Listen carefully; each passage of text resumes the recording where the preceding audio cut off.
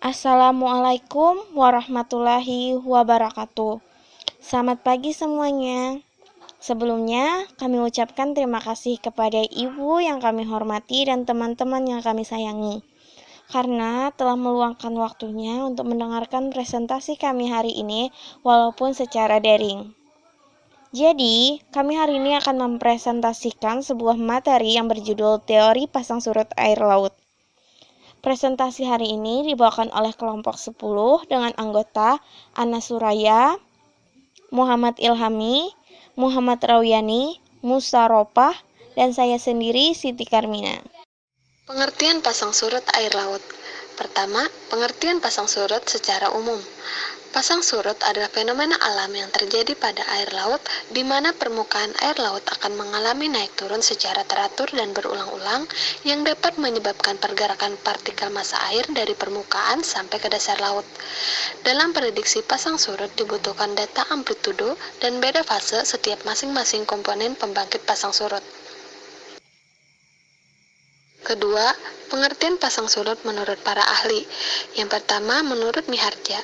Menurut Miharja, perairan pantai meliputi perairan di daerah paparan benua dan perairan semi tertutup.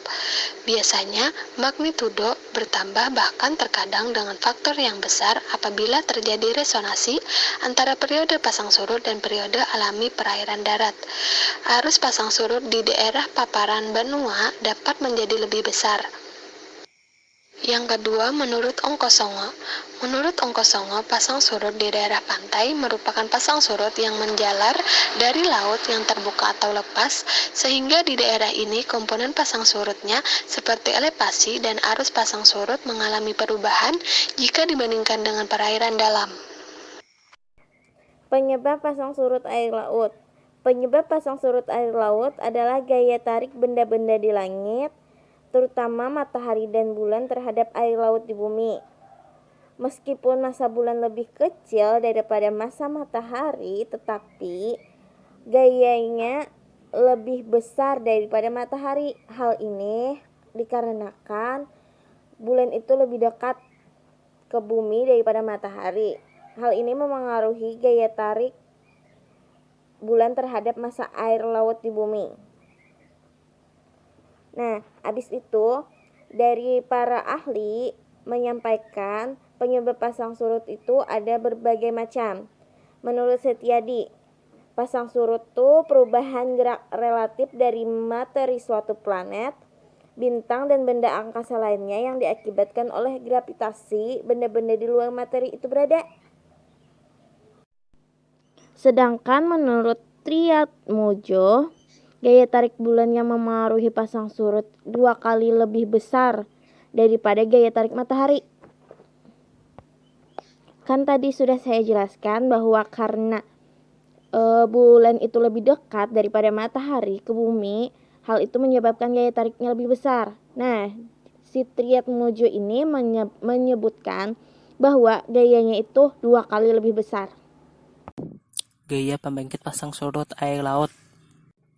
Gaya-gaya pembangkit pasang surut ditimbulkan oleh gaya tarik-menarik bumi, bulan, dan matahari.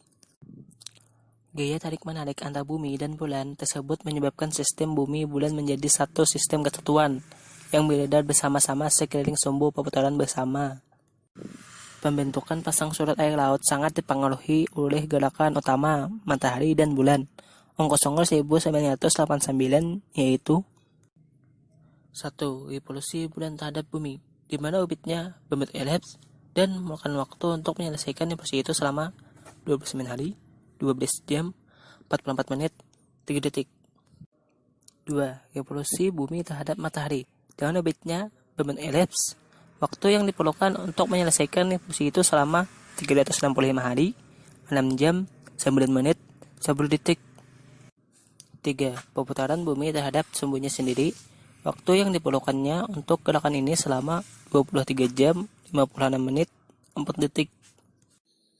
Perkataan pasang surut biasanya dikaitkan dengan proses naik turunnya pas laut secara berkala, yang ditimbulkan oleh adanya gaya tarik dari benda-benda angkasa, terutama matahari dan bulan, terhadap massa air di bumi. Proses pasang surut ini dapat dilihat di daerah pantai. sehingga dapat berguna bagi kegiatan manusia yang hidup di perairan pantai, terutama yang sebagai nelayan. Pasang yang terjadi beriringan dengan purnama menjadi penanda bagi para nelayan dan penghobi memancing untuk segera berburu ikan di laut. Ikan-ikan banyak berkumpul di permukaan perairan dan relatif mudah ditangkap saat laut sedang pasang.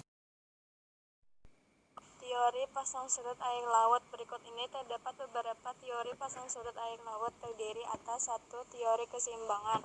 Teori keseimbangan pertama kali diperkenalkan oleh Sir Isaac Newton tahun 1642 sampai 1727. Teori ini menerangkan sifat-sifat pasang surut secara kualitatif. Teori terjadi pada bumi ideal yang seluruh permukaannya ditutupi oleh air dan pengaruh kelembapan diabaikan. Teori ini menyatakan bahwa naik turunnya permukaan laut sebanding dengan gaya pembangkitan pasang surut King tahun 1966. Untuk memahami gaya pembangkitan pasang surut dilakukan dengan memisahkan pergerakan sistem bumi, bulan, matahari menjadi dua, yaitu sistem bumi bulan dan sistem bumi matahari. Pada teori keseimbangan bumi diasumsikan tertutup air dengan kedalaman dan densitas yang sama dan naik turun muka laut sebanding dengan gaya pembangkit pasang surut atau GPP, yaitu resultante gaya tarik bulan dan gaya sentrifugal. Teori ini berkaitan dengan hubungan antara laut, massa air yang naik, bulan, dan matahari.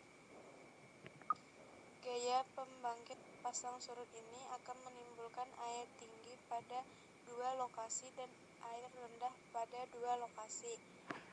Ross tahun 1987. 2. Teori pasang surut dinamik. Von dan Vickers tahun 1978 menyatakan bahwa dalam teori ini lautan yang homogen masih diasumsikan menutupi seluruh bumi pada kedalaman yang konstan. Tetapi gaya-gaya tarik periodik dapat membangkitkan gelombang dengan periode sesuai dengan konstituennya.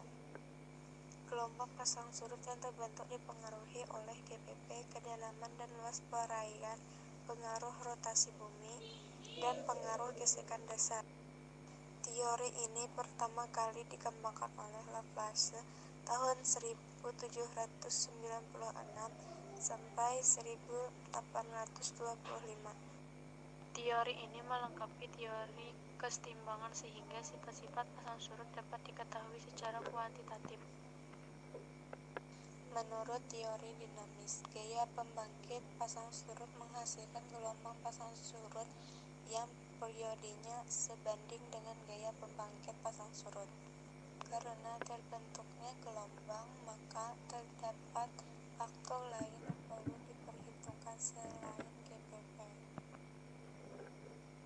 Saya akan membahas dan menjelaskan tentang tipe-tipe pasang surut. Yang pertama, pasang surut semidiurna atau pasang surut harian ganda. Ialah 2 kali pasang dan 2 kali surut dalam 24 jam. Periode pasang surut rata-rata adalah 12 jam 24 menit misalnya di perairan Selat Malaka.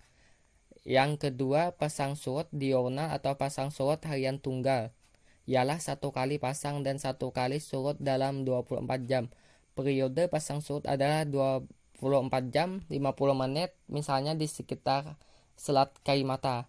Yang ketiga, pasang surut campuran condong harian tunggal atau mixed tide pre-piling diurnal merupakan pasang surut yang tiap harinya terjadi 1 kali pasang dan 1 kali surut, tetapi terkadang dengan 2 kali pasang dan 2 kali surut yang sangat berbeda dalam tinggi dan waktu. Ini terdapat di pantai selatan Kalimantan dan pantai utara Jawa Barat.